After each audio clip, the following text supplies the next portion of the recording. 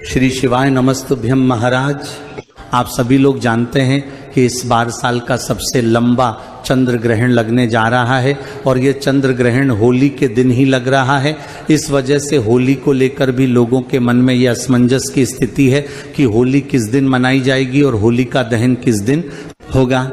महाराज, इसी के साथ में साल का पहला चंद्र ग्रहण हमारे भारत में दिखाई देने वाला है। इस वजह से इसको लेकर और बड़ी चिंता लोगों में दिखाई दे रही है। महाराज, इस बार होली के रंगों के साथ आसमान में एक अलग सी हलचल भी देखने को मिलेगी और इस बार लोगों को होली खेलते समय एक डर जरूर रहेगा कि कहीं इस चंद्र ग्रहण का असर हमारे ऊपर ना हो जाए। महाराज, होली और चंद्र ग्रहण का एक ही दिन होना हमारे लिए एक बहुत ही बड़ा संजोग है, क्योंकि आप सभी लोगों ने देखा होगा 17 फरवरी के दिन ही साल का पहला सूर्य ग्रहण लगा था, पर वह हमारे भारत में नहीं दिखाई दिया था और इस सूर्य ग्रहण के 15 दिन के बाद ही साल का पहला चंद्र ग्रहण लग रहा है। पर यह चंद्र ग्रहण हमारे भारत में दिखाई देगा और इस चंद्र ग्रहण का असर भारत में रहने वाले सभी लोगों पर पड़ने वाला है। महाराज, अब हम सीधा मुद्दे की बात करते हैं कि इस बार आपको होली कब मानना है और होली का दहन कब है। होली का दहन 2 या 3 मार्च कब होगा और रंगों वाली होली 3 या 4 मार्च कब खेली जाएगी। इसी के साथ में होली के दिन चंद्र ग्रहण किस समय दिखाई देगा और इसका सूतक काल कब से शुरू होगा और इस दौरान आपको क्या सावधानियां रखनी है। वीडियो शुरू करने से पहले आपसे एक निवेदन करेंगे कि अपने सारे काम को छोड़कर सिर्फ 5 मिनट इस पूरी जानकारी को सुन ले, ताकि आप इस बार होली अच्छे से बना पाए और चंद्र ग्रहण का आपके ऊपर कोई असर भी ना हो। महाराज, सबसे पहले होली का पर्व फाल्गुन मास की पूर्णिमा तिथि के दिन मनाया जाता है और इस बार यह पूर्णिमा तिथि 2 मार्च की शाम से शुरू होकर 3 मार्च की शाम तक रहेगी। और यहीं पर सबसे बड़ा कंफ्यूजन होता है। आमतौर पर हम लोग जिस दिन पूर्णिमा की शाम होती है उस दिन होली का दहन करते हैं और पूर्णिमा की सुबह में रंगों वाली होली खेलते हैं। वही महाराज 3 मार्च की शाम को ही चंद्र ग्रहण लग रहा है और हमारे नियम में साफ साफ बताया क्या है कि चंद्र ग्रहण या सूतक काल में किसी भी प्रकार का शुभ या मांगलिक कार्य और अग्नि प्रज्वलित करना अच्छा नहीं माना जाता है। महाराज, ग्रहण के समय किया गया होलिका दहन शुभ फल नहीं देता है बल्कि अशुभ फल देता है। महाराज, अब प्रश्न यही आता है कि होलिका दहन कब किया जाए। तो हमारे शास्त्रों के अनुसार 3 मार्च को चंद्र ग्रहण है। इस वजह से आपको इस बार होलिका दहन 2 मार्च 2026 के दिन रात्रि में करना है।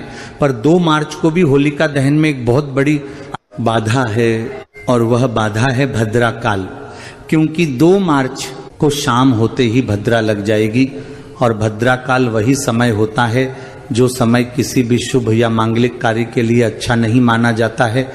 इसलिए होलिका दहन का सबसे शुभ मुहूर्त 2 मार्च को देर रात 12:50 से शुरू लेकर देर रात 2:02 तक रहेगा। देखा जाए तो यह समय 3 मार्च की रात्रि का होगा, इसलिए समय का ध्यान रखें। यह 1 घंटे 12 मिनट का वो समय रहेगा जब भद्रा काल समाप्त हो चुकी होगी। महाराज, अब हम जानते हैं कि रंगों वाली होली कब खेली जाएगी। उससे पहले हमें चंद्र ग्रहण का समय जानना बहुत जरूरी है। तो साल के पहले चंद्र ग्रहण की शुरुआत हमारे भारत समय अनुसार दोपहर के बाद से हो जाएगी, पर उस समय हमारे यहाँ पर चंद्रदेव नहीं दिखाई देंगे और उस दिन चंद्रोदय का समय शाम 6:20 का रहेगा और इस समय के बाद से आपको चंद्र ग्रहण देखना शुरू हो जाएगा और भारत में चंद्र ग्रहण का आपको आखिरी का हिस्सा देखने को मिलेगा, क्योंकि इस समय तक ग्रहण अपनी समाप्ति की ओर होगा और 3 मार्च को चंद्र ग्रहण की शुरुआत दोपहर को 3:32 से हो जाएगी और चंद्र ग्रहण की समाप्ति का समय लगभग शाम को 6:45 का रहेगा। महाराज, हमारे भारत में यह ग्रहण सिर्फ 20 से 25 मिनट के लिए ही दिखाई देगा, पर यह हमारे भारत में दिखेगा। इसलिए इस चंद्र ग्रहण के सारे नियमों का आपको पालन करना होगा।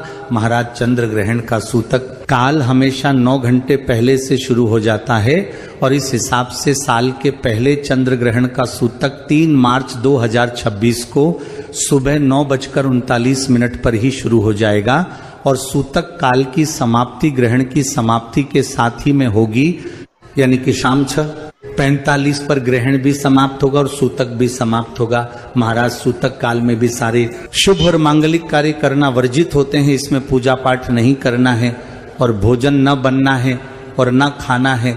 ये सारे कार्य ग्रहण के सूतक काल से पहले ही आपको करने होंगे। इसके अलावा सूतक काल से पहले आपको तुलसी पत्र भी तोड़कर खाने पीने की चीजों में भगवानों वाले स्थान पर जरूर रख देना है। इसके अलावा सूतक काल में और ग्रहण काल में कैंची, छुरी, सुई आदि का प्रयोग करना वर्जित माना जाता है। सिलाई कढ़ाई भी ना करें। सूतक काल और ग्रहण के समय सिर्फ भगवान के नाम का ध्यान करना है और घर के बाहर नहीं निकलना है। इन सारे नियमों को गर्भवती माता बहनों को विशेष रूप से ध्यान रखना है और इस समय आपको एकांत में बैठकर भगवान को याद करना है।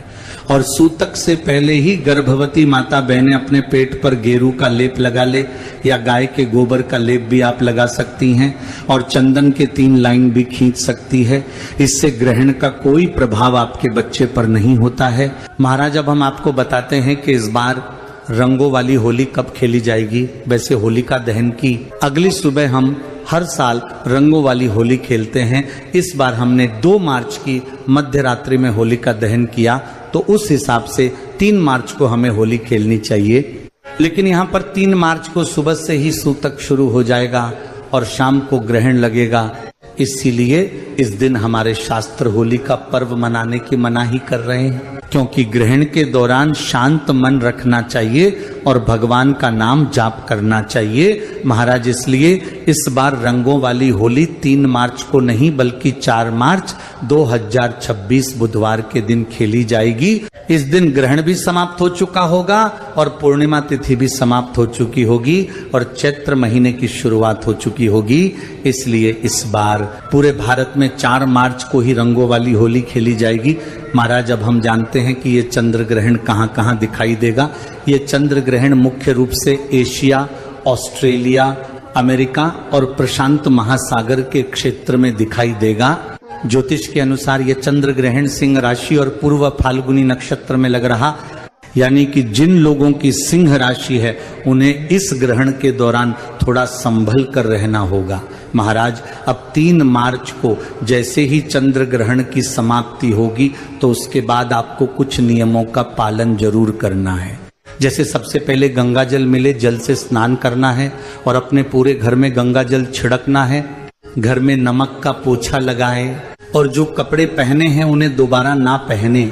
महाराज, इसी के साथ में अगर आप लोगों को होलिका दहन की राख से कोई उपाय करना है या प्रसाद लेना है तो उस जगह पर आप 3 मार्च को ग्रहण के सूतक काल से पहले होली की राख को उठाकर ला सकते हैं और प्रसाद भी ग्रहण कर सकते हैं। तो उसकी तब आप महाराज, चंद्र ग्रहण के दौरान भगवान का नाम जाप करने का हमें कई गुना बढ़कर फल मिलता है। और चंद्र ग्रहण की समाप्ति के बाद ऐसा नियम है कि दान पुण्य करने से हमारे ऊपर चंद्र ग्रहण का कोई असर नहीं होता है और हमें इस दान पुण्य का कई गुना बढ़कर फल मिलता है। इसीलिए ग्रहण की समाप्ति के बाद दान पुण्य जरूर करें। महाराज, वैसे हमने आपको चंद्र ग्रहण के पहले ही आने वाले चंद्र ग्रहण और होली से जुड़ी हुई सारी जानकारी दे दी है, पर अभी भी अगर आपके मन में इस साल के इस होली चंद्र ग्रहण को लेकर कोई प्रश्न है तो वह आप हमसे कमेंट करके पूछ सकते हैं। आप ये वीडियो कहाँ से देख रहे हमें जरूर बताएं। श्री शिवाय नमस्तुभ्यम महाराज।